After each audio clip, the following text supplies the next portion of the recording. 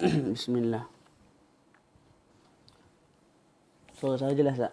Kita mulakan insyaAllah. Astaghfirullahaladzim. Bismillahirrahmanirrahim. Alhamdulillahi Rabbil alamin. Wassalatu wassalamu ala sayyidil mursalin. Wa ala alihi wa sahbihi ajma'in. Qala rabbi syrah li sadri wa yassir li amri wa hlul 'uqdatam min lisani yafqahu qawli. Nawayna ta'alluma wa ta'lima tadhakkura wa tadhkir. والنفع والانتفاع الإفادة والاستفادة والحسنة التمسك بكتاب الله وسنة رسوله صلى الله عليه وآله وسلم والدلالة على الهدى ابتغاء مرضاته وثوابه وقربه سبحانه وتعالى. السلام عليكم ورحمة الله وبركاته. Alhamdulillah, bersyukur kita kepada hadrat Allah Subhanahu wa taala masih diberi ruang untuk bersama-sama berkumpul pada pagi ini untuk mengulang kaji ataupun mudzakarah murajaah kitab Al-Yaqutun Nafis bersama syarahnya, iaitu Mu'nisul Jalis yang digelar sebagai Al-Khandaris Syarah Al-Yaqutun Nafis. Jadi hari ini kita akan masuk tajuk Al-Jamaah. Al-Jamaah. Kita baca matan Al-Jamaah. Ai hadhihi ahkamul jamaah fi shalah. Jadi Al-Jamaah maknanya inilah hukum hakam berjemaah di dalam sembahyang. Jadi yang nak kita bincang ni hukum berjemaah di dalam sembahyang. Bukan hukum sembahyang tu sendiri. Hukum sembahyang tu sendiri, kalau solat tu 5 waktu, hukumnya wajib. Tidak ada fardu ain, fardu kifayah, sunat, tak ada. Zuhur. Hukum sembahyang zuhur wajib. Tak, tidak ada perincian. Kita tak sebut sembahyang zuhur ni kadang-kadang wajib, kadang-kadang fardu kifayah, kadang-kadang sunat, kadang-kadang makruh, tak ada. Jadi yang nak dibincangkan ni ialah hukum berjemaah di dalam solat. Hukum berjemaah di dalam solat. Hukum berjemaah tu sendiri. Yang tu ada beberapa bahagian. Kadang-kadang wajib, kadang-kadang fardu kifayah, kadang-kadang sunat, kadang-kadang makruh, kadang-kadang mubah, kadang-kadang haram dan sebagainya. Okey. Dalam matan sebut al-jama'atu lughatan at-ta'ifah. Al-jama'ah diambil daripada al-ijtima'. Ianya merupakan lawan kepada at-tafarruq, perpecahan. Lughatan sudut bahasa ialah at-ta'ifah, satu kelompok. Satu kelompok. Al-jamaah sudut lughahnya at-ta'ifah, satu kelompok. Wa syar'an sudut syarak irtibatu salatil ma'mum bi salatil imam.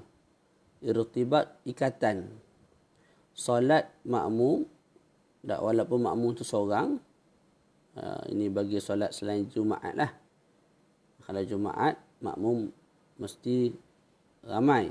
Sekurang-kurangnya ahli jemaah, tak sama ada termasuk dengan imam. Kalau sembahyang Jumaat mesti 40 orang lah. Wasayati tafsiluh. Jadi ikatan salat makmum, walaupun makmum tu seorang, bisalatil imam, dengan salat imam. Walaupun imam tu tidak niat jemaah, tidak niat jadi imam. Boleh? Jadi al-jamaah sudut syarak ialah hubungan, ikatan salat makmum dengan salat imam. Makmum itu walaupun seorang, imam itu walaupun imam tu tidak niat menjadi imam. Contoh, saya sembahyang di belakang Zaid. Zaid tidak niat jadi imam, tapi saya niat jadi makmum. Maka sembahyang saya dengan Zaid itu dipanggil sebagai jamaah. Sebab apa?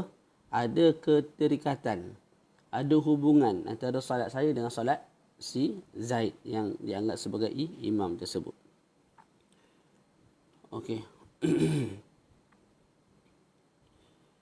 Jadi tadi kita sebut hubungan, irtibat, ikatan solat makmum, walaupun makmum tu seorang, selain daripada solat Jumaat. Sebab apa kita sebut selain daripada solat Jumaat? Sebab kalau solat Jumaat nak berlakunya irtibat, hubungan antara makmum dengan imam,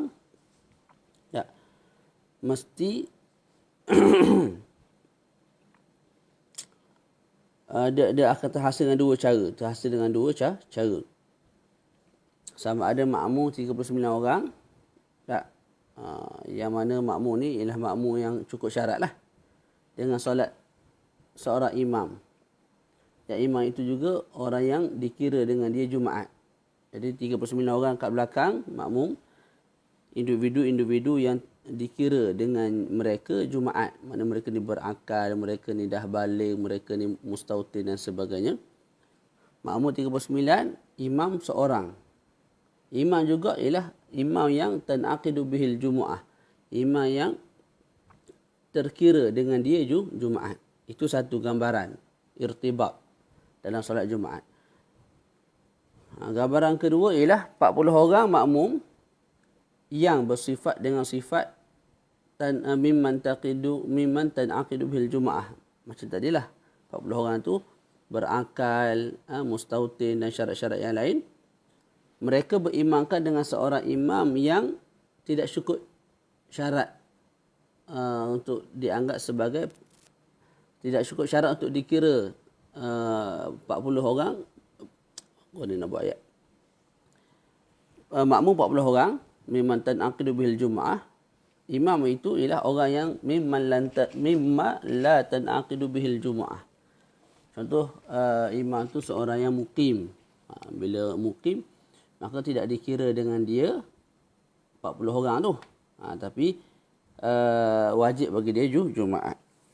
Jadi mudah je sebenarnya. Dalam solat Jumaat, terhasilnya irtibat, hubungan antara imam dengan makmum tu. Sama ada 39 makmum yang cukup syarat bersama dengan seorang imam yang cukup syarat. Ataupun 40 orang makmum yang cukup syarat mengikut imam yang tidak cukup syarat. Contoh imam tu mukim. Maka imam yang mukim wajib Jumaat. Adakah dikira 40 dengan dia? Tidak sama sekali. Dengan dua cara itu terhasilnya irtibat, hubungan antara imam dengan makmum. Maka dipanggil sebagai jemaah. Wa ala kulli hal, imam tak sama ada imam Jumaat. Sama ada imam tu jenis mukim ataupun mustautin. Maka imam kena niat menjadi imam. Baca lagi, wa takunu fardhu ain kama fi al-jumu'ah. Dan jemaah itu menjadi fardhu ain seperti mana dalam solat Jumaat, iaitu seperti mana dalam rakaat pertama dalam solat Jumaat. Jadi sekarang ni Syekh nak bincang hukum hakam berjemaah. Yang pertama disebut hukum jemaah itu kadang-kadang fardhu ain. Bila tu? Pada solat Jumaat, iaitu pada rakaat pertama solat Jumaat. Ada rakaat kedua tidak wajib berjemaah. Tidak wajib berjemaah. Okey, boleh? Itu yang pertama. Lepas tu Syekh Mustafa tambah tempat-tempat lain yang dikatakan fardhu ain padanya jemaah. Kita baca je lah. Yang kedua ialah as-salatul mu'adah. Solat yang diulang semula. Solat yang diulang semula. Maka dianggap sebagai fardhu ain. Dikerjakan dalam keadaan berjemaah. Contoh saya sembahyang Zuhur seorang diri. Lepas saya sembahyang Zuhur seorang diri, saya nak sembahyang Zuhur sekali lagi dengan jemaah yang hadir di surau saya tu. Contohlah. Maka ketika itu fardhu ain ke atas saya untuk sembahyang Zuhur kali kedua yang dipanggil sebagai sembahyang muadah. Fardhu ain ke atas saya untuk sembahyang jemaah daripada awal takbiratul ihram sampailah saya bagi salam. Faham tak? Jadi itu solat yang kedua yang dianggap sebagai fardhu ain. Cumanya kalau solat muadah ni dia punya syarat dia ketat lah. Maknanya daripada awal takbiratul ihram sampai bagi salam mesti berjemaah. Solat Jumaat tadi memadai rakaat pertama, rakaat kedua tu kita niat mufaraqah, tidak ada masalah.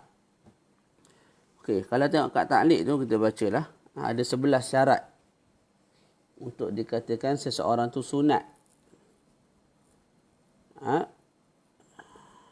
Sunat apa? Sunat mengulang sembahyang. Sunat mengulang sembahyang.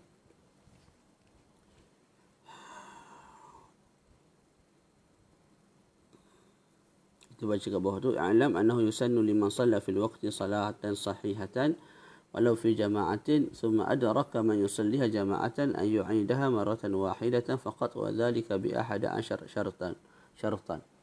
Jadi ketahui olehmu sunat bagi mereka yang dah sembahyang dalam waktu. Saya dah sembahyang zuhur dalam waktu. Saya sembahyang zuhur tu sama ada saya sembahyang seorang diri ataupun saya sembahyang berjemaah. Selepas saya sembahyang tu, ada jemaah lain datang. Sunat bagi saya ulang balik zuhur tersebut. Walaupun tadi sembahyang jemaah dah. Sunat saya ulang kali kedua sembahyang dengan jemaah yang baru. Kalau tadi saya sembahyang seorang diri, mentahlah lagi lah disunatkan saya untuk sembahyang zuhur buat kali kedua dengan jemaah baru. Tapi nak dikatakan sunat tu mesti cukup 11 syarat. Kita bacalah. Lambat sikit tak apalah. Dia sama je kalau kita baca cepat kat sini, kita baca kitab lain pula. Kitab lain tu bincang benda ni juga. Macam saya sebut tu lah. Tu. Sama je. Kalau kita cepat kat sini, nanti benda yang sama kita nak ulang balik pada kitab yang lain. Kalau kita lambat kat sini, bila kita baca kitab yang lain tu dah selesai dah. Perbahasan tu dalam kitab yang kita baca sekarang. Jadi sifirnya sama je. Dia bukan ikut berapa ratus kitab kita baca, tapi berdasarkan kefahaman berapa kitab yang kita faham. Okey. 11 syarat. Syarat yang pertama, hendaklah sembahyang yang pertama tu sembahyang yang 5 waktu yang dikerjakan secara adat. Walaupun sembahyang Jumaat. Boleh. Jadi syarat pertama apa? Sembahyang tu 5 waktu. Dan mesti sembahyang tu dikerjakan secara adat, bukan qada. Maka ataupun sembahyang tu sembahyang sunat yang disunatkan padanya jemaah. Maka bila kita sebut begitu, tidak disunatkan kita ulang semula sembahyang yang nazar. Kita sembahyang solat yang telah kita nazar, adakah disunatkan kita ulang balik solat nazar tersebut kali kedua? Tidak. Sebab apa? Sebab solat nazar ini bukan solat maktubah. Bukan solat 5 waktu sehari semalam tu, tak. Boleh? Begitu juga solat jenazah terkeluar sebab dia bukan maktubah. Lepas tu solat qada juga terkeluar. Tidak disunatkan kita ulang balik sembahyang qada. Sebab apa? Dia tu bukan muaddah. Bukan dikerjakan secara adat. Malah dikerjakan secara qada. Begitu juga solat sunat yang tidak disunatkan jemaah pada dia. Contoh, duha. Tidak disunatkan berjemaah. Tak. Maka bila saya sembahyang duha, kali pertama tidak disunatkan saya ulang sembahyang duha kali kedua.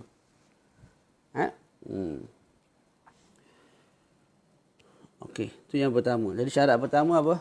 Untuk dikatakan sunat saya mengulang semula sembahyang, syarat pertama mesti sembahyang tu maktubah, sembahyang fardu 5 waktu. Tak. Kemudian sembahyang 5 waktu tu dikerjakan secara adat, bukan qada. Ataupun bukan sembahyang 5 waktu tapi sembahyang sunat yang disunatkan pada jemaah. Boleh? Contoh saya sembahyang tarawih. Tarawih ni sembahyang sunat yang disunatkan pada jemaah. Habis 20 rakaat, tak pergi pula tempat lain sembahyang pula 20 rakaat. Tidak ada masalah. Sebab apa? Sebab itu solat sunat yang disunatkan padanya jemaah, maka disunatkan kita ulang sembahyang tu sekali lagi. Boleh? Yang kedua, hendaklah solat yang pertama tu sahihah. Sah. Sembahyang zuhur sah, ulang balik sekali lagi sembahyang zuhur berjemaah. Boleh? Sekalipun sembahyang itu tidak mengkayai oleh dia akan qada. Contoh sembahyang orang yang bertayamu di tempat yang sentiasa ataupun yang selalu, yang sokmok tidak, yang sokmok ada air macam kita ni lah kat Malaysia ni. Jangan-jangan kita tayamu sebab tak ada air. Sedangkan tempat kita tu tempat yang sokmok ada air. Jangan-jangan sangatlah tidak ada airnya. Maka sembahyang kita tu kita perlu qada. Okey. Sembahyang kita tu yang kita buat dengan tayamum tu lah. Perlu qada tak? Perlu qada. Tapi sahih tak? Sahihah tak sembahyang tu? Sahihah. Sembahyang tu sah. Maka sembahyang tu juga, walaupun nanti kena qada, sembahyang tu juga sunat kita ulang. Maknanya kalau first time kita sembahyang seorang diri. Lepas tu datang pula jemaah. Kita sembahyang sekali lagi secara berjemaah. Sekalipun sembahyang tu nanti kita kena ulang balik. Boleh tak? Okey, dikecualikan daripada kaedah ini apa tu solat faqidut tahurain. Solat orang yang tidak ada air, tidak ada debu. Mereka ni contoh saya tidak ada air, tidak ada debu. Saya sembahyang juga hormat waktu. Sembahyang saya sah. Kena qada balik. Walau kalau ikut yang tadi maka sunat juga saya qada, sunat juga saya ulang sembahyang tu buat kali kedua. Kita sebut itu solat faqidut tahurain ini dikecualikan. Tidak disunatkan saya ulang balik sembahyang yang saya kerjakan dalam keadaan faqidut tahurain. Boleh? Jadi syarat kedua mesti sembahyang yang pertama tu sahihah, sekalipun sembahyang itu tidak mengkayai oleh dia akan qada. Maknanya sembahyang tu kita kena qada juga nanti. Sembahyang tu sunat kamu i'adah, kamu ulang. Qada lah, ulang-ulang yang salah tu pula. Asalis yang ketiga, kaunul i'adati maratan wahidah. Ulang tu sekali sahaja. Tak boleh dua, tak boleh tiga. Sekali sahaja. Jadi zuhur sembahyang dah, ulang sekali. Dah, lepas tu datang pula jemaah lagi ramai. Adakah disunatkan ulang kali ketiga, kali keempat? Tidak. Ini yang muktamad. Yang keempat, dalam solat mu'adah tu wajib niat fardu. Jadi niat zuhur sahaja aku sembahyang fardu zuhur. Niat solat mu'adah sahaja aku sembahyang fardu zuhur. Sebiji-sebiji sama. Sebab kita sebut sembahyang mu'adah, sembahyang yang diulangkan. Maknanya bila diulang mesti sama dengan yang pertama. Kalau sembahyang pertama tu zuhur, yang kedua tu asar, kita tak panggil asar tu ulang. Sebab lain-lain. Dia nak dikatakan mu'adah kena sama. Sembahyang pertama tadi kamu niat apa? Sahaja aku sembahyang fardu zuhur. Nak bagi sama niat juga benda yang sama dalam sembahyang yang kedua. Sahaja aku sembahyang fardu zuhur. Tu boleh. Yang kelima, hendaklah sembahyang mu'adah tu tu mesti berjemaah daripada awal takbiratul ihram sampailah akhir sembahyang, sampai bagi salam lah. Kemudian Syekh Mustafa sebut kalau orang yang sembahyang ulang tu lepas imam bagi salam dia lama, tunggu lama, lepas 5-6 minit barulah dia Assalamualaikum warahmatullahi, Assalamualaikum warahmatullahi. Imam dah bagi salam, 5 minit lepas tu barulah dia bagi salam. Jadi pemisah antara salam imam dengan salam si orang yang sembahyang mu'adah ni lama. Sekira-kira dianggap macam dah terputus dah hubungan antara keduanya ni. Ketika itu kita sebut sembahyang si mu'id, orang yang sembahyang ulang tu batal. Yang ketiga, hendaklah sembahyang mu'adah itu dikerjakan dalam waktu. Walaupun satu rakaat sahaja dikerjakan dalam waktu, dah memadai. Itu sekurang-kurangnya lah. Kalau 4 rakaat dalam waktu, lagilah sahnya. Lagilah bolehnya. Yang ketujuh, hendaklah sembahyang mu'adah itu diulang dengan mereka yang menganggap beriktikad harusnya ulang. Tu. Contoh macam kita mazhab Syafi'i lah. Saya sembahyang belakang Ustaz Amirul. Ustaz Amirul beranggapan sembahyang ni sunat. Ustaz Amirul beranggapan jawazul i'adah. Maka saya sembahyang belakang dia. Saya sembahyang mu'adah, saya sembahyang belakang dia. Dia tu ikutlah sembahyang mu'adah ke tak? Saya ni. Saya ikut belakang dia dan dia tu, iaitu Ustaz Amirul, orang yang beranggapan harus untuk diulang sembahyang. Maka sembahyang saya sah. Kalau saya sembahyang di belakang orang yang menganggap mu'adah ni tidak disunatkan, tidak disyariatkan.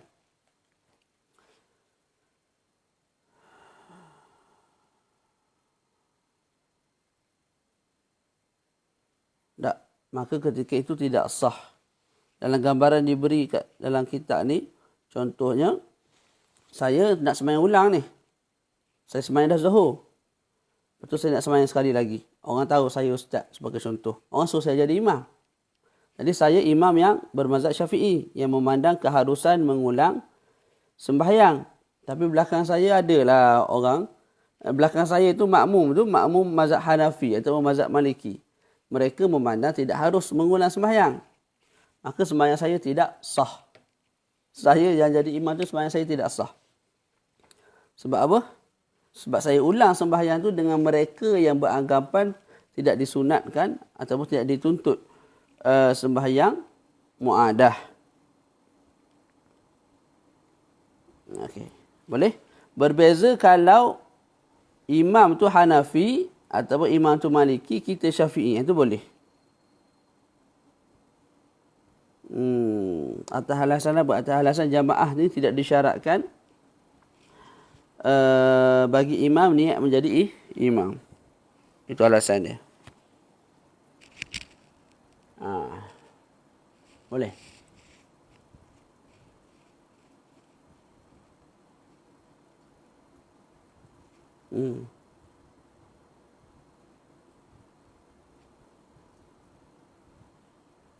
Boleh?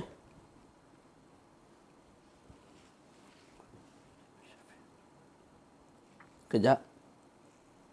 Imam tu Syafi'i.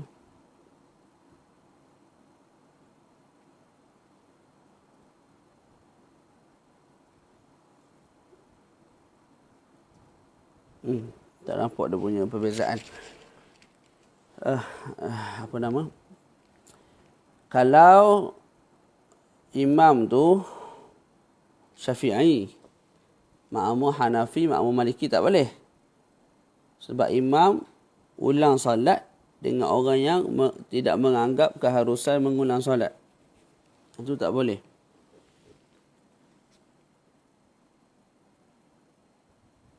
Tak tahu alasan dia apa.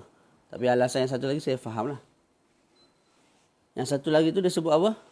Kalau sebaliknya, makna imam tu Hanafi. Imam tu Hanafi. Ataupun Maliki. Kita yang duduk belakang ni, kita ni mazhab Syafi'i.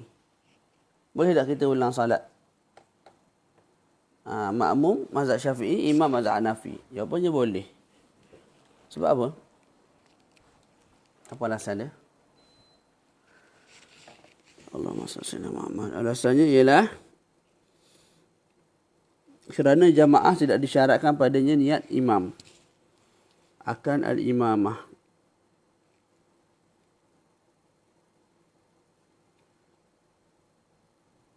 Kita sebut tadi syarat nak sah muadah ni kena sembahyang secara berjemaah, betul tak? Malah kita sebut wajib berjemaah daripada awal sembahyang sampai akhir sembahyang. Jadi kalau dalam gambaran saya makmum. Saya makmum. Imam Hanafi. Okey, Imam Hanafi tu sekalipun dia tidak niat menjadi imam, Imam Hanafi tu sekalipun dia tidak niat menjadi imam, tak, saya sebagai makmum yang bermazhab Syafi'i niat menjadi imam. Terhasil tak jemaah? Terhasil tak jemaah? Jawapannya terhasil jemaah. Bila terhasil jemaah, maka syarat tu adalah. Allahu a'lam. Asami yang ke-8, hendaklah terhasil pahala jemaah ketika mana kita sedang ihram dengan takbiratul ihram. Maknanya apa? Ketika mana takbiratul ihram Allahu Akbar, ketika itu mesti kita dapat pahala jemaah. Maka terkeluar daripadanya kalau ketika takbiratul ihram kita melakukan satu perkara yang membatalkan pahala jemaah. Contoh saf pertama tak penuh lagi. Tak, kita pisah sembahyang seorang-seorang kat belakang. Sepatutnya kita masuk saf pertama. Tak, kita sembahyang seorang-seorang kat belakang. Hukumnya makruh sembahyang seorang diri sedangkan saf pertama belum penuh. Maka kita angkat takbir Allahu Akbar. Ketika kita angkat takbir tu, kita dapat tak pahala berjemaah? Tak. Sebab apa? Kita melakukan satu perkara yang makruh yang berkait dengan sebab kita telah melakukan satu perkara yang makruh yang berkait dengan jemaah. Maka ianya membatalkan pahala jemaah. Jadi ketika angkat takbiratul ihram, kita tak dapat pahala jemaah. Maka tidak sah. Ataupun tidak sah kita punya apa? Sembahyang muadah tersebut. Berbeza kalau masa angkat takbiratul ihram, saya duduk dalam saf pertama. Allahu Akbar. Duduk dalam saf pertama. Lepas tu barulah saya undur seorang diri. Sembahyang seorang-seorang kat belakang. Nah, maka ketika itu sah muadah. Sebab ketika mana takbiratul ihram, saya tidak buat satu perkara yang membatalkan pahala jemaah. Ketika takbiratul ihram, saya dapat pahala jemaah tersebut. Lepas takbiratul ihram barulah saya melakukan satu perkara yang membatalkan jemaah, iaitu di belakang. Boleh? Okey. Yang ketujuh, yang kesembilan, hendaklah berdiri. Sembahyang hendaklah berdiri. Boleh? Yang kesembilan, hendaklah sembahyang itu sembahyang yang dituntut daripada seorang yang nak ulang balik sembahyang itu, mu'id. Maka tidak sah sembahyang mu'adah bagi seorang yang telanjang kalau orang tu a'ma. Idza lam yakun a'ma, kalau orang tu tidak buta dan tidak juga dalam kegelapan. Orang yang telanjang, sedangkan dia boleh melihat. Maka tidak dituntut bagi dia sembahyang jemaah. Orang yang telanjang dalam masa yang sama dia boleh melihat, mana mata dia tak buta, tidak dituntut bagi dia sembahyang jemaah. Maka tidak dituntut juga bagi dia sembahyang mu'adah. Jadi syarat yang ke-10, hendaklah al-jamaah itu satu perkara yang dituntut kepada orang yang mu'id. Macam kita lah, dituntut untuk kita berjemaah sembahyang. Maka bila kita sembahyang zuhur seorang diri, kemudian datang budak berjemaah yang ramai untuk sembahyang zuhur, sunat kita ulang sekali dengan mereka. Yang ke-11 dan terakhir, sembahyang mu'adah itu bukan solat syiddatul khauf. Kalau solat syiddatul khauf, maka tidak disunatkan kita ulang. Jadi tengah perang ni sembahyang syiddatul khauf. Adakah solat tu sendiri sunat diulang? Tidak sunat diulang. Sebab apa? Sebab ketika mana kita sembahyang syiddatul khauf, perkara-perkara yang membatalkan solat, kalau kita lakukan di dalamnya, iaitu di dalam solat syiddatul khauf itu, ada kala dimaaf kerana hajat atau kerana darurah. Maka bila mana perkara yang membatalkan solat itu dimaaf bagi solat syiddatul khauf atau alasan hajat atau alasan darurah, maka tuntutan untuk kita sembahyang kali kedua tu tidak wujud.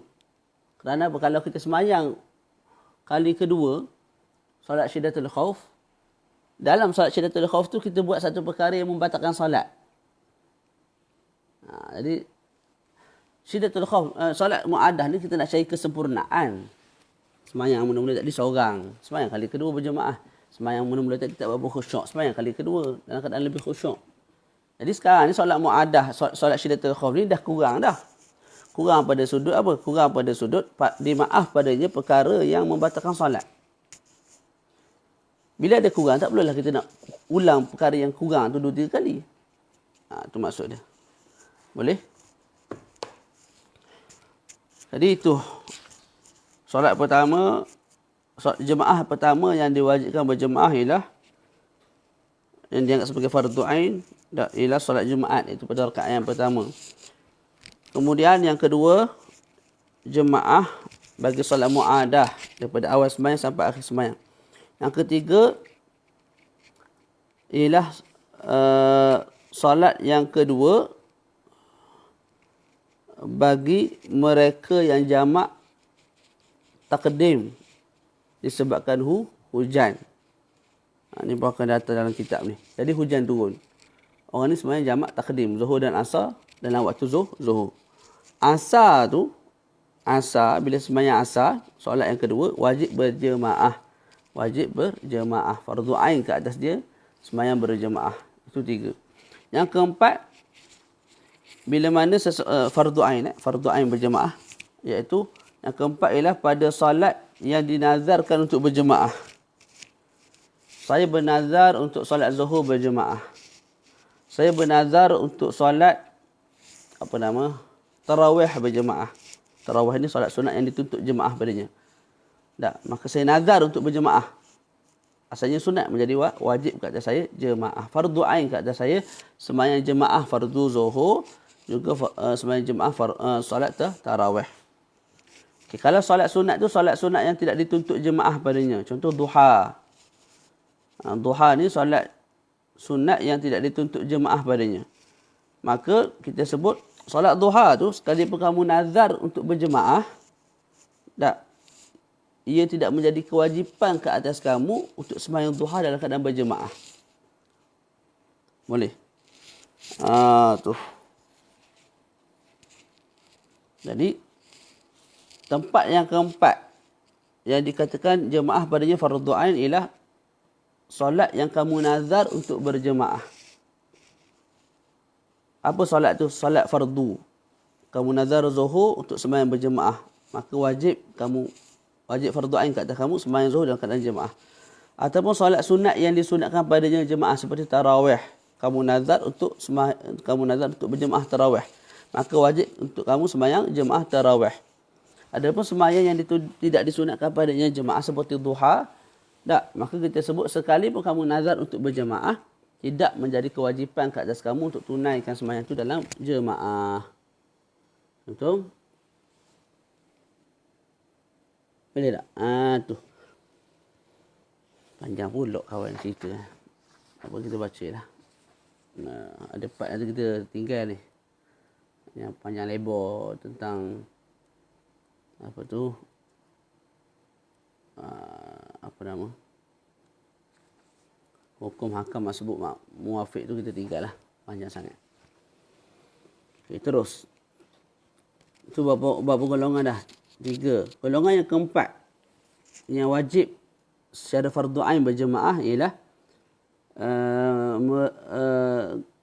dua orang yang berada pada satu tempat, dan tempat tu tidak ada orang lain dah, dua orang tu je ada. Maka wajib dua orang tu sembahyang berjemaah. Fardu ain. Sembahyang jemaah bagi solat fardu lah 5 waktu tu. Sebab apa? Sebabnya gini. Sembahyang berjemaah ni asalnya fardu kifayah. Tapi disebabkan kamu 2 orang aja ada kat kawasan tu, tak, maka fardu kifayah tu bertukar jadi fardu ain. Tak ada kita sebut fardu kifayah juga, sebab kalau seorang sembahyang tak gugur tuntutan fardu kifayah tu. Tak, macam kita duduk di bandar ni, orang sembahyang kat jemaah dekat masjid tu, kita selesailah gugurlah apa tu fardu kifayah kat atas diri kita sebab ada orang lain tolong sembahyang. Kawan ni 2 orang tu je ada tempat tu. Maka fardu ain kat atas dia untuk sembahyang berjemaah. Kalau tak sembahyang jemaah berdosa dulu. Sebab nak menunaikan fardu kifayah.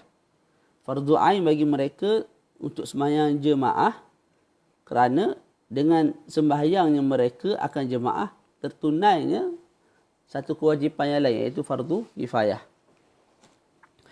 Yang seterusnya yang terakhir ialah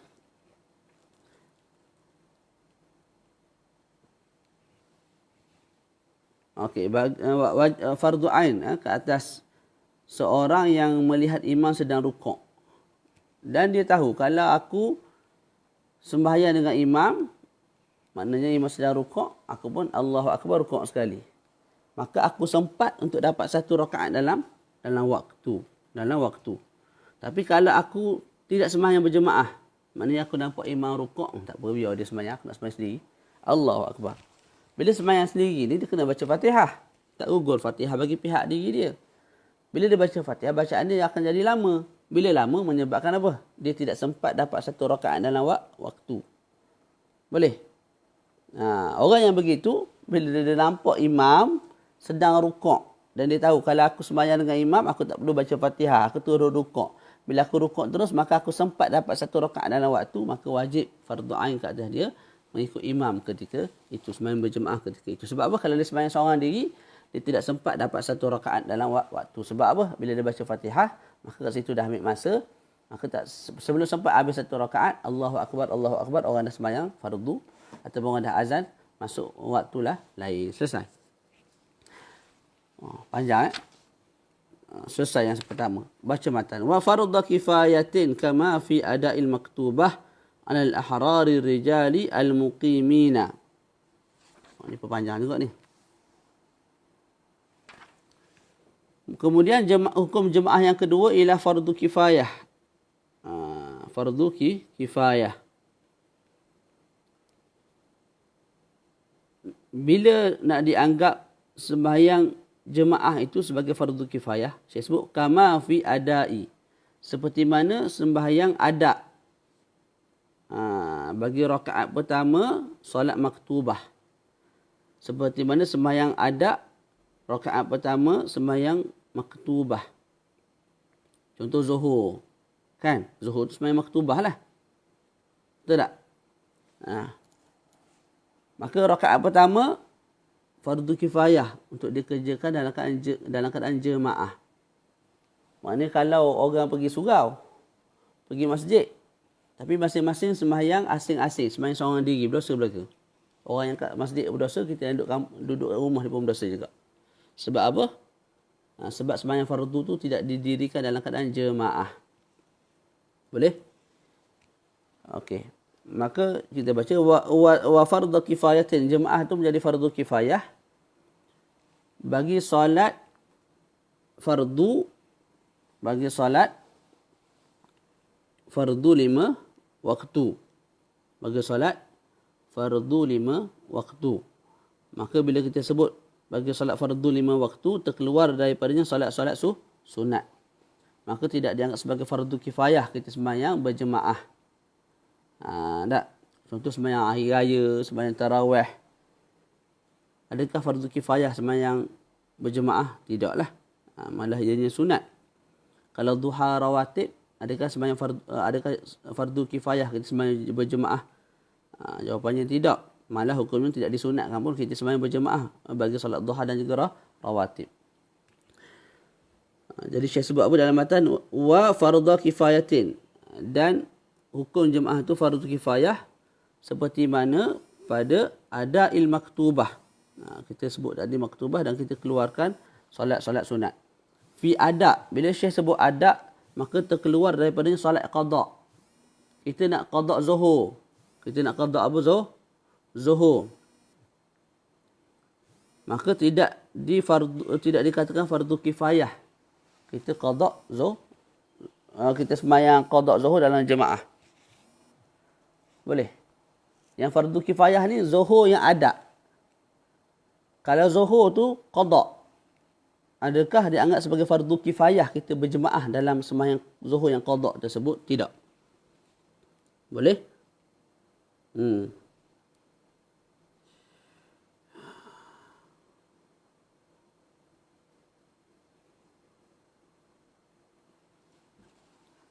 Kemudian nak dikatakan fardu kifayah mesti rakaat pertama pada solat fardu. Maknanya rakaat pertama bagi solat zuhur, rakaat pertama bagi solat asar, rakaat pertama bagi solat subuh, rakaat pertama bagi solat isyak, rakaat pertama bagi solat maghrib. Adapun rakaat kedua, ketiga, keempat itu hanya sunat berjemaah. Dengan makna kalau sembahyang rakaat pertama didirikan secara berjemaah, contoh solat zuhur. Selepas rakaat pertama masing-masing niat mufaraqah, tuntutan fardu kifayah telah gugur. Boleh? Okey. Syarat seterusnya untuk dikatakan fardu kifayah, yang kita baca yang Syekh Mustafa tulis, sembahyang tu bukan sembahyang Jumaat. Sebab kalau sembahyang Jumaat dia tak jadi fardu kifayah, dia akan jadi fardu ain ke atas setiap orang. Okey. Selesai kat situ dulu. Kita sebut fardu kifayah ni, sembahyang solat 5 waktu tu dianggap sebagai fardu kifayah ke atas apa? Saya sebut alal ahrar, bagi orang yang merdeka, bagi orang yang merdeka. Maka orang yang hamba, walaupun hamba tu muba'ad, tidak dikatakan fardu kifayah ke atas dia untuk sembahyang berjemaah di masjid di surau. Malah sunat sahaja. Kemudian alal ahrari rijal, orang tu lelaki. Maka hukum sembahyang solat 5 waktu secara berjemaah ke atas perempuan, khunsa dan juga budak kecil hanya sunat, tak wajib fardu kifayah. Dalam syarah Syekh sebut al-uqala mesti berakal. Maka orang gila, orang yang pengsan, orang yang mabuk tidak diwajibkan solat langsung ke atas mereka. Bukan nak dikatakan sunat ataupun tak sunat, solat pun tak wajib. Al-muqimin, fardu kifayah solat 5 waktu tu secara berjamaah ke atas muqimin. Maka terkeluar daripada muqimun al-musafirun.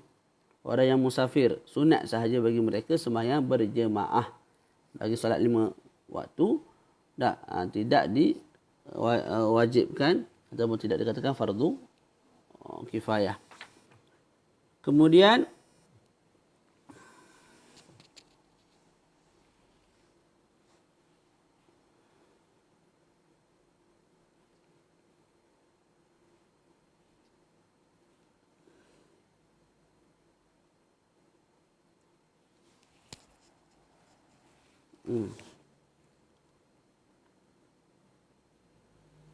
mana tadi?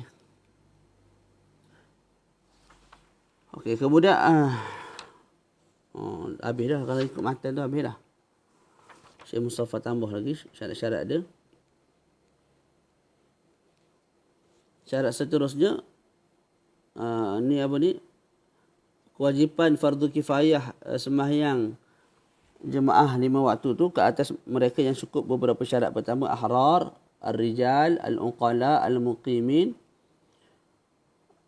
Yang seterusnya masturin, mereka mesti menutup aurat lah.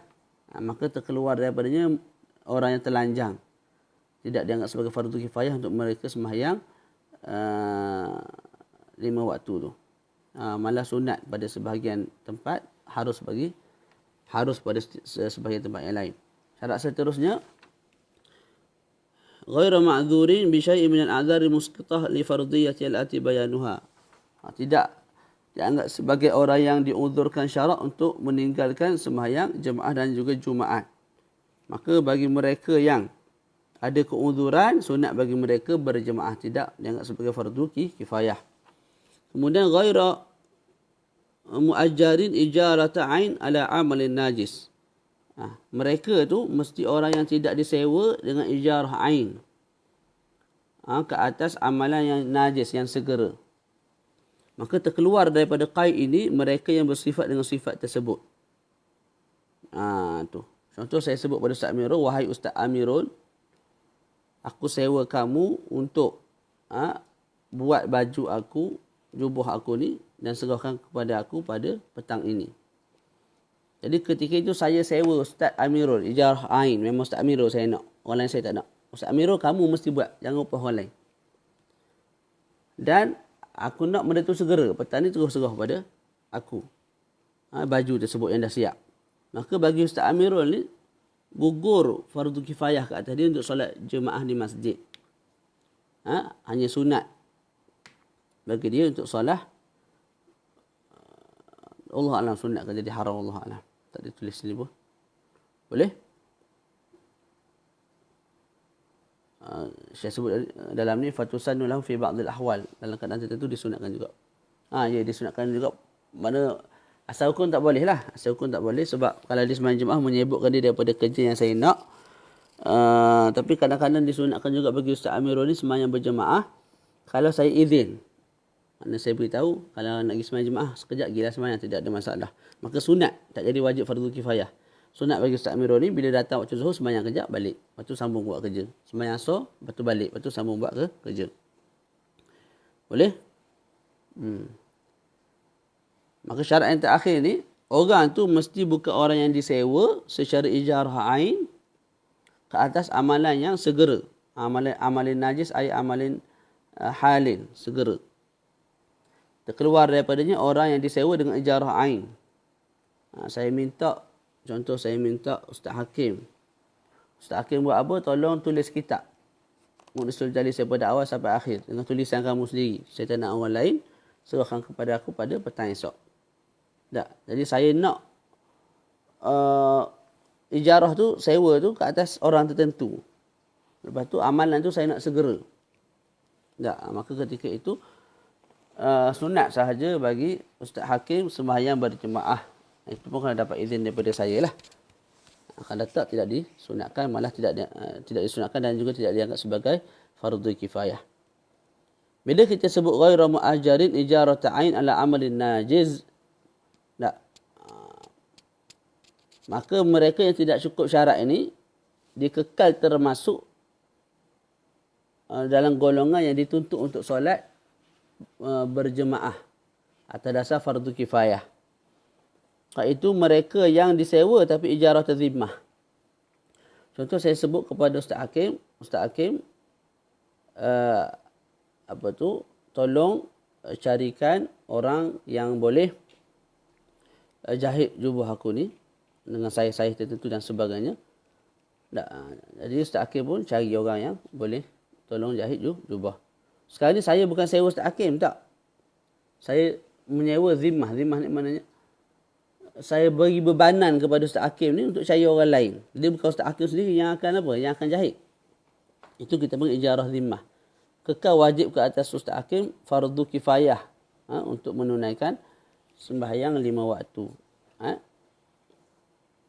Okey, termasuk juga orang yang disewa dengan ijarah ain, cuma amalan tu ghairu munajjas.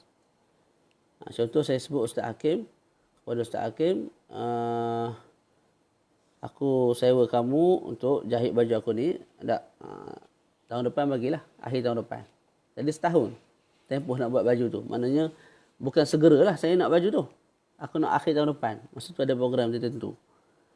Tak, walaupun ijarah tu ijarah zimmah, cuma ke atas satu perbuatan yang saya bukan nak segera, saya nak akan datang. Maka ketika itu juga dianggap sebagai fardu ain ke atas Ustaz Hakim untuk sembahyang sembahyang jemaah di masjid.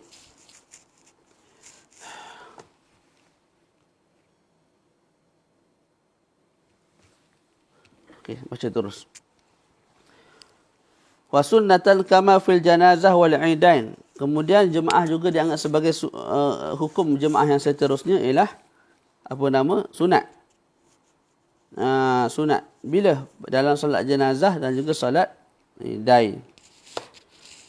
Dan solat-solat yang lain lah, solat gerhana bulan, gerhana matahari, minta hujan, tarawih, witir, Ramadan. Lepas tu solat qada di belakang qada yang sama jenis, zuhur belakang zuhur, asar belakang asar. Dua-dua qada tapi sama jenis. Lepas tu sembahyang zuhur bagi mereka yang tak boleh sembahyang Jumaat. Contoh ada sekelompok manusia kena COVID-19. Tak boleh sembahyang Jumaat lah, tidak saya bawa penyakit itu kepada orang lain. Confirm dah kawan-kawan ni COVID kan. Okay, jadi mereka sembahyang zuhur. Ketika sembahyang zuhur tu sunat bagi mereka sembahyang berjemaah. Begitu juga sunat sembahyang berjemaah bagi solat yang wajib diulang. Seperti solat orang yang faqidut tahurain. Sembahyang tanpa wuduk, tanpa tayamum. Kena ulang tak? Kena ulang lah. Nanti ulang nanti sembahyang berjemaah. Sunat sembahyang jemaah. Begitu juga sunat berjemaah bagi orang perempuan dan juga khunsa.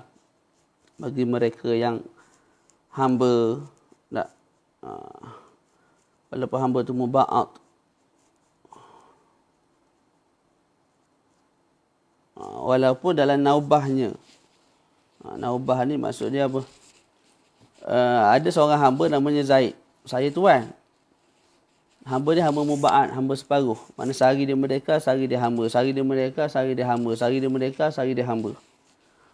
Dan hamba tu hamba saya lah. Dia merdeka macam orang biasa, macam orang merdeka biasa. Tak?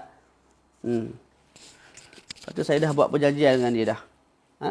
Macam tadilah. Hari ni mu jadi hamba, esok mu merdeka. Lepas tu lusa menjadi hamba pula. Lusa mu merdeka pula. Jadi walaupun pada hari dia menjadi hamba,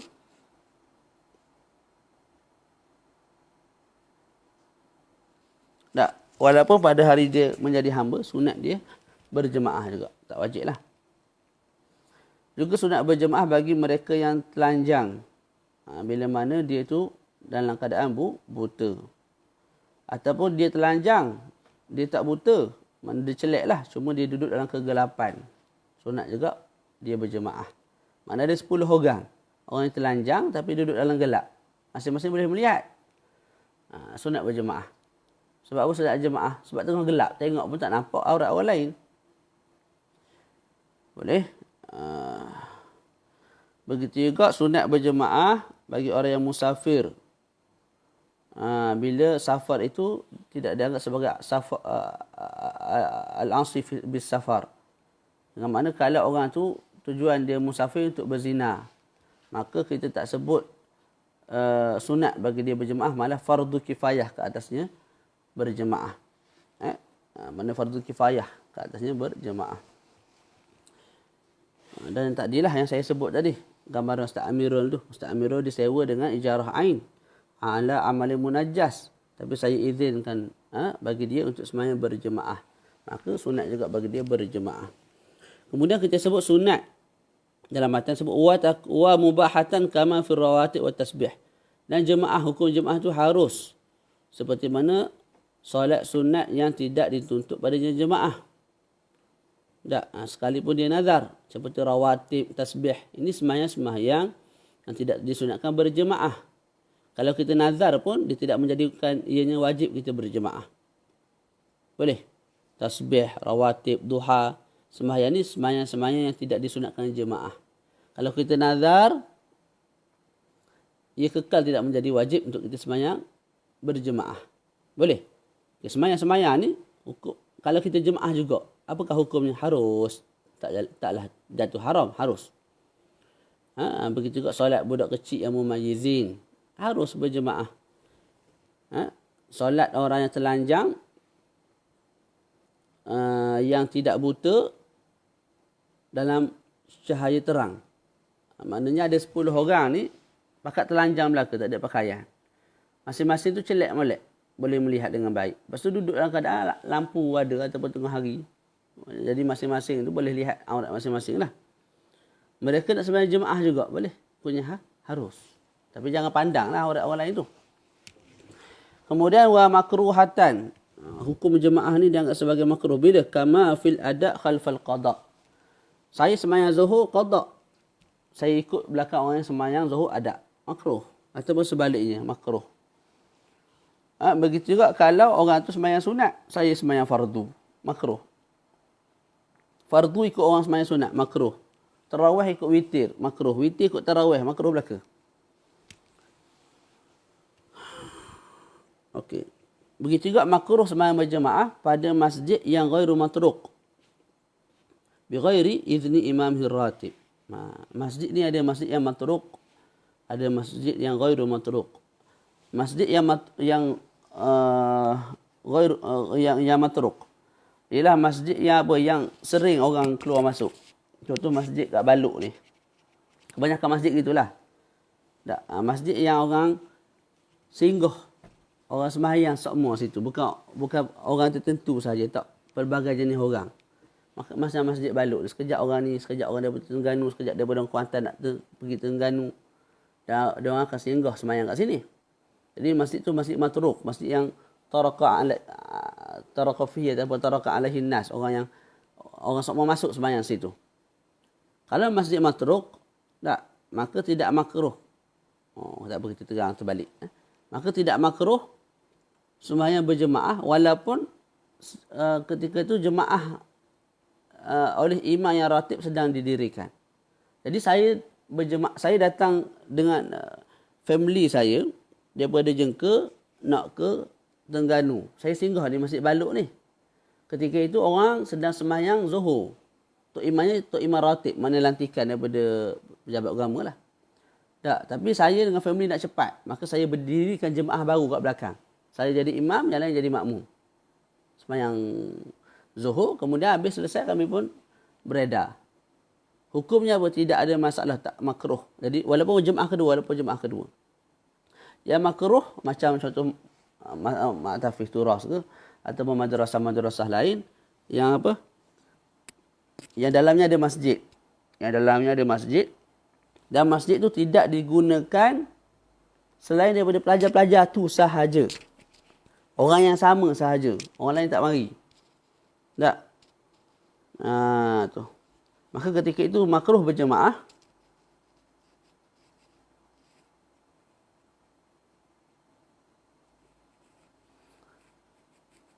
Tanpa izin daripada imam yang ratib. Jadi sembahyang masjid itu dalam Ma'tafis, jemaahnya orang yang sama lah. Kalau Ma'tafis itu ada 300 orang tu, tak ada orang lain jadi makmum situ. Lepas tu dia ada imam ratib dia. Kita sebut makruh. Contoh Zaid bukan imam ratib. Zaid ni jadi imam, makruh. Bagi Zaid ni jadi imam dan orang lain ikut berjemaah sekali, makruh. Tak, sebab apa? Tak dapat izin daripada imam ratib. Kalau imam ratib tu beritahu Zaid jadi imam, silakan. Maka tidak ada masalah lah si Zaid jadi imam. Tapi kalau tak dapat izin daripada imam yang ratib, maka hukumnya makruh didirikan jemaah di dalam masjid tersebut. Boleh. Berbeza dengan masjid matruk tadi. Kita sebut tidak makruh didirikan jemaah. Walaupun imam ratib sedang sembahyang. Begitu juga makruh kita sembahyang di belakang imam yang mubtadi'. Selagi mana tidak kufur lah. Kalau kufur, tak sah lah sembahyang belakang kawan tu. Tak. Dia mubtadi' dan ibtidak dia tu, bid'ah dia tu menyebabkan kekufuran. Tak payahlah sembahyang belakang kawan tu sebab kawan tu dah kafir dah. Nak sah lagu mana sembahyang belakang kawan kafir. Kemudian kita sebut khilaf aula. Hukum jemaah ni khilaf aula.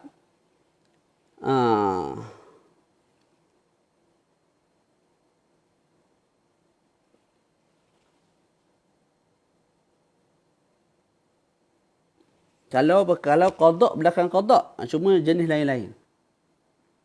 Yang tadi makruh ni qada belakang qada. Cumanya dua-dua tu qada zuhur. Qada belakang qada, dua-dua qada asar, makruh. Kemudian subuh qada belakang qada. Allahumma salli sila.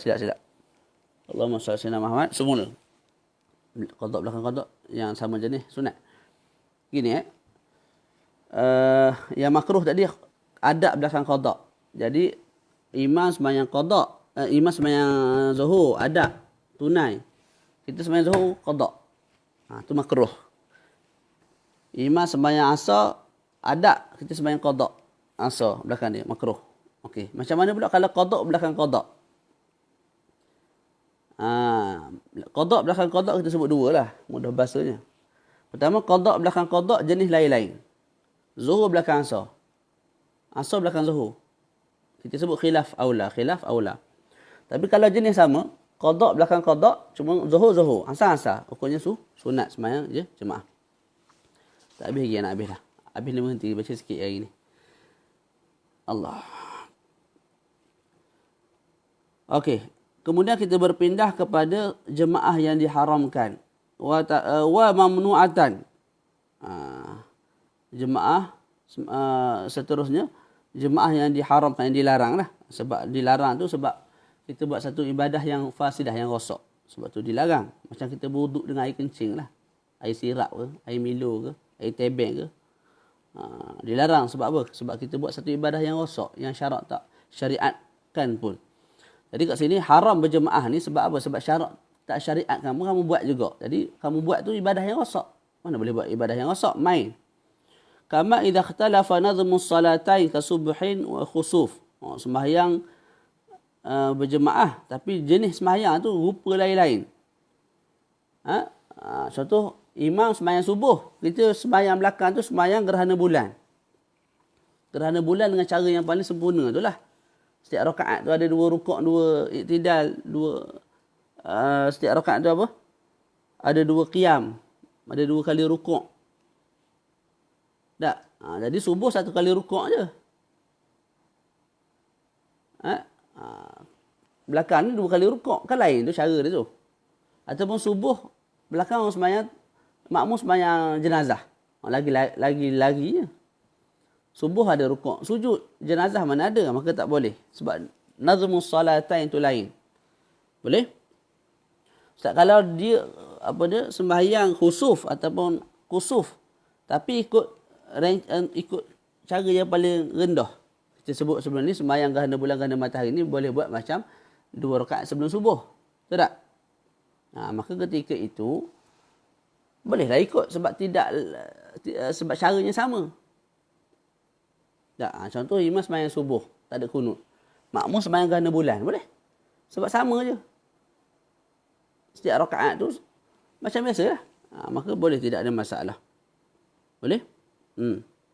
Yang tak boleh kalau khusuf kita sembahyang ikut cara yang paling sempurna. Tak boleh lah sebab dia ada 2 kali qiyam, 2 kali rukuk. Sedangkan subuh tidak ada perkara tersebut. Ataupun terbalik. Subuh depan, khusuf belakang. Ataupun khusuf depan, subuh belakang. Dua-dua tak boleh. Okay. Seterusnya disebut oleh Syekh Mustafa ni, gambaran yang kita imam Imam sembahyang apa? Ada nama? Imam sembahyang khusuf. Kita sembahyang subuh. Boleh tak? Boleh. Tapi kena gaya. Biar kena gaya. Jadi imam sembahyang. Rakaat pertama, rukuk. Iktidal. Baca balik. Rukuk balik. Iktidal balik. Sujud. Masuk rakaat kedua pun sama. Baca Fatihah. Rukuk. Iktidal. Mana qiyam lah. Baca Fatihah balik. Rukuk balik. Tak. Apa dia? Rakaat kedua. Baca Fatihah. Rukuk. Lepas tu. Iktidal. Iktidal tu qiyam yang kedua kan. Bila dia qiyam yang kedua tu, kita pun masuk sembahyang subuh. Allahu Akbar. Okey. Imam lepas tu akan buat apa? Rukuk. Kita pun akan rukuk. Imam iktidal. Kita pun akan iktidal. Imam sujud. Kita pun akan sujud. Betul tak? Jadi, nazam tu sama. Maka tidak ada masalah untuk kita ikut si imam. Kemudian yang terakhir kita sebut sikit. Haram juga sembahyang berjemaah kalau waktu sempit. Sekira-kira kalau dia sembahyang seorang, dia boleh sembahyang 4 rakaat zuhur dalam waktu. Kalau sembahyang berjemaah menyebabkan sebahagian solatnya di luar waktu, maka haram berjemaah ketika itu. Okey, haram juga berjemaah bagi seorang yang dia tengok imam dalam tasyahud akhir dah. Dia tahu kalau dia ikut imam, maka menyebabkan dia tak sempat dapat 1 rakaat dalam waktu. Tapi kalau dia sembahyang seorang, tak, maka dia sempat dapat rakaat. Walaupun 1 rakaat dalam waktu, maka wajib bagi dia sembahyang seorang diri. Haram bagi dia sembahyang mengikut imam. Sebab tahu kalau aku sembahyang dengan imam ni, aku tahiyat dulu. Tahiyat makan masa dah. Lagi sekali sembahyang 1 rakaat, aku sembahyang rakaat pertama tak sempat habis 1 rakaat pertama, masuk waktu solat asar. Jadi zuhur aku 1 rakaat pun tak sempat dalam waktu. Sedangkan kalau aku sembahyang seorang, sempatlah 1 rakaat dalam waktu. Tak. Mana sempatlah dinamakan sebagai adat sembahyang tu. Tak dinamakan sebagai qada. Maka haram bagi dia sembahyang berjemaah. Kemudian kita sebut haram bagi perempuan yang tushtaha. Tushtaha ni mana yang syomel, molek lah. Tak. Untuk hadir jemaah di masjid tanpa izin daripada walinya ataupun izin daripada suaminya. Boleh? Jadi kita sebut perempuan yang cantik, perempuan yang syomel, haram bagi dia sembahyang berjemaah di masjid tanpa izin daripada wali, tanpa izin daripada suami. Kalau belum kahwin, wali lah, ayah. Kalau dah kahwin, suami. Okay, kalau dapat izin, suami izinkan isteri pergi berjemaah di masjid, wali izinkan anaknya pergi sembahyang jemaah di masjid, maka kita sebut ada 2 perincian. Kalau orang tu, satu isteri tu lah, kita ambil isteri. Isteri tu yang zatai hay'ah. Zatai hay'ah ni orang yang pakai comel. Muka tak comel mana tapi pakai cincin sana, cincin sini, baju cantik apa semua. Tak. Sama ada dia tua ataupun dah berumur. Tak kisahlah. Yang penting dia tu zati hay'ah, maknanya dia pakai comel. Ataupun dia tu tak pakai comel tapi muka comel. Tak, ada orang ni tak pakai comel pun comel. Sebab muka comel. 2 golongan ni. Yang pertama apa? Yang pertama orang tu tak comel mana. Tak. Tapi dia pakai pakaian yang menarik perhatian. Sama ada dia muda ataupun tua. Golongan kedua, golongan yang pakai pakaian biasa. Tak adalah perhiasan yang banyak. Pakaian biasa tapi muka comel, cantik. Maka kita sebut orang yang begitu, kalau takut fitnah, mana takut dia tu dirogol ataupun boleh. Tak. Takut dia tu dirogol ataupun dia tu punca kepada maksiat yang lain, maka ketika itu apa? Haram dia pergi berjemaah. Tu takut fitnah ni makna takut berzina, berlakunya zina. Sebagai ulama sebut apa dia? Keinginan lelaki rasa lain macam tengok. Tu tak silap saya lah, ada pandangan yang kata lagu tu. Tapi yang lebih tepat, khaufu fitnah ni maknanya takut zina. Boleh? Jadi kalau takut berlaku zina ke atas diri dia, ataupun dia yang takut berzina dengan orang lain, maka ketika itu kita sebut haram bagi dia berjemaah. Okay, wa illa, kalau tidak takut fitnah alaiha au minha, dia zata hay'ah. Dia zata hay'ah. Orang yang pakai comel lah, pakai molek. Ataupun pakai biasa-biasa je tapi muka molek. Dapat izin daripada suami, dapat izin daripada wali. Lepas tu tidak takut fitnah, aman damai. Hari ni biasanya aman lah insyaAllah. Maka makruh sahaja pergi berjemaah. Adapun mereka amal ghairu zawatil hayat. Yang tadi cerita tentang zawatul hayat. Kalau yang ghairu zawatil hayat, orang pakai biasa je, tak pakai cantik, tak pakai tu, maka tidak makruh bagi mereka tak hadir berjemaah kalau dapat izin dan juga aman daripada fitnah. Faham tu? Kesimpulan mudah je. Pertama kita sebut perempuan yang tushtaha, yang diminati oleh orang lelaki. Tak nak hadir jemaah tak boleh, haram kalau tak dapat izin daripada wali ataupun suami. Kalau dapat izin pula kita ada dua gambaran. Pertama yang zawatul hayah, yang kedua zawat ghairu zawatil hayah. Yang zawatul hayah maknanya orang yang pakai cantik walaupun muka tak berapa cantik, walaupun dah agak berumur. Tak, tapi dia pakai pakaian tu menarik dah. Ataupun muka dia memang cantik walaupun dia pakai pakaian biasa. Orang macam ni kalau ditakuti fitnah, maka haram juga berjemaah. Kalau tidak ditakuti fitnah, makruh berjemaah. Golongan kedua, tak, ialah golongan yang ghairu zawatil hayat. Pakai biasa sahaja. Muka pula tak comel. Banyak orang-orang tua lah, orang berumur kan. Orang berumur, maka tidak dimakruhkan bagi mereka berjemaah. Dah, bila dapat izin dan aman daripada fitnah. Kemudian kita sebut tatimah penutup. Tidak sempurnanya, tidak gugurnya fardu jemaah. Fardu jemaah ni maknanya fardu kifayah bagi jemaah 5 waktu tu. Subuh, zuhur, asar, maghrib, isyak. Tidak gugur fardu jemaah, tidak gugur tuntutan, tidak lepas lagi tuntutan fardu kifayah semata-mata jemaah tu didirikan. Malah mesti terzahirnya syiar. Jadi nak gugur fardu kifayah bukan semata-mata sembahyang didirikan berjemaah selesai, tak. Nak gugur fardu kifayah mesti terzahirnya syiar. Apa makna terzahirnya syiar? Terzahirnya alamat sembahyang tu didirikan. Seperti mana pintu masjid dibuka. Pintu-pintu dibuka untuk memudahkan orang masuk sembahyang. Lepas tu tempat yang didirikan jemaah tu tempat yang senang untuk dimasuki oleh orang lain daripada kawasan lain lah. Boleh? Tu. Mudah untuk orang lain nak pergi jemaah ke situ. Jadi kalau susah orang lain nak pergi jemaah kat situ, maka tidak memadai lagi lah. Contoh kita ada satu negara besar, Malaysia. Ataupun Pahang. Ataupun Kuantan lah besar. Dah Kuantan ni pun. Daerah Kuantan ni. Jadi Kuantan ni hujung daerah tu satu masjid. Lepas tu tak ada dah masjid tempat lain. Jadi orang lain sangat susah kalau nak pergi sembahyang siap kali zuhur asar kat ujung tu. Faham tak? Sebab jaraknya jauh, jam apa semua, trafik lagi apa bagai. Maka kalau tempat tu besar, daerah tu besar, kampung tu besar, apa nama panggil, negeri tu besar, maka tak boleh satu saja masjid, mesti berbilang-bilang masjid. Sekira-kira orang nak pergi, orang kawasan tu nak pergi sembahyang mudah.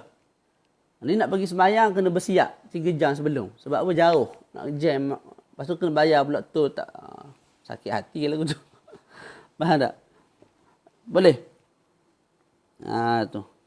Jadi mesti terzahirnya syiar. Barulah gugur fardu kifayah tersebut.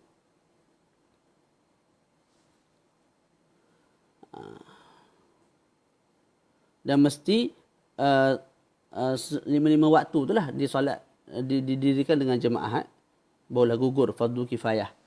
Maknanya kalau solat zuhur saja, solat-solat lain tak. Maka solat zuhur je lah gugur fardu kifayah. Solat lain tu semua satu kampung berdosa. Lepas tu mesti orang yang mendirikan sembahyang tu ahlul wujud. Ahlul wujud tu tak dialah yang saya sebut tu. Apa dia? Mereka yang bersifat dengan ahrar, rijal, uqala, muqimin, masturin, ghairu ma'dhurin.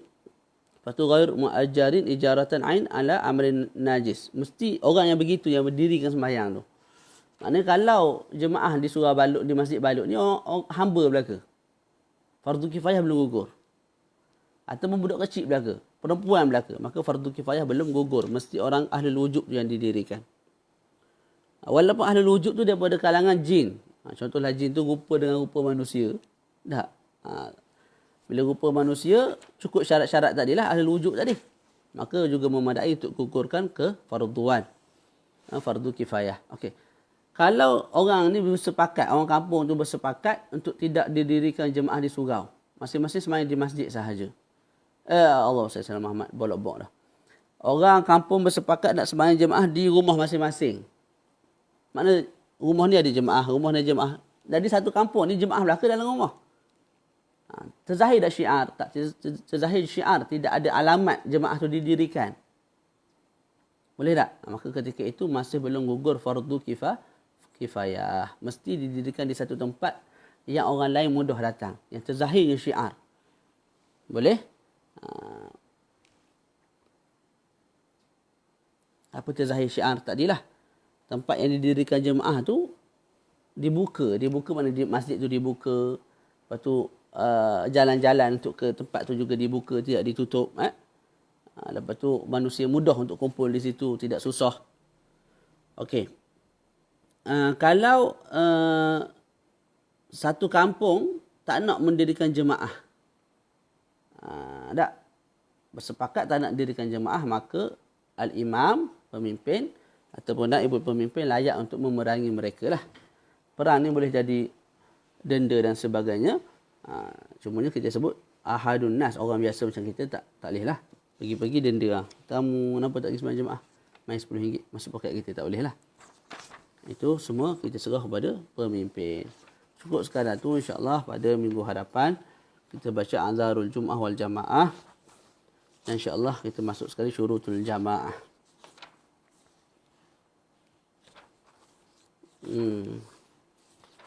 Syurutul Jamaah tu sampai muka surat berapa? Sampai 259 je lah.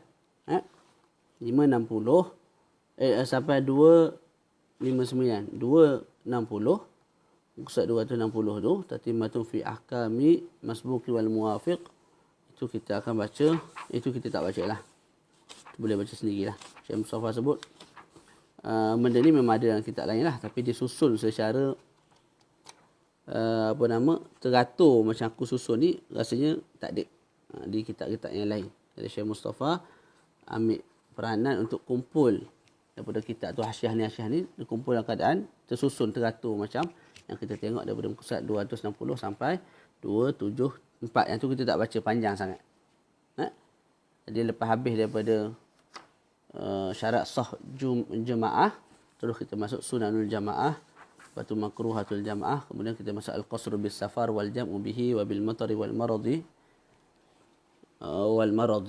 wallahu a'lam bis-shawab. Boleh insyaallah. Cukup sekadar tu.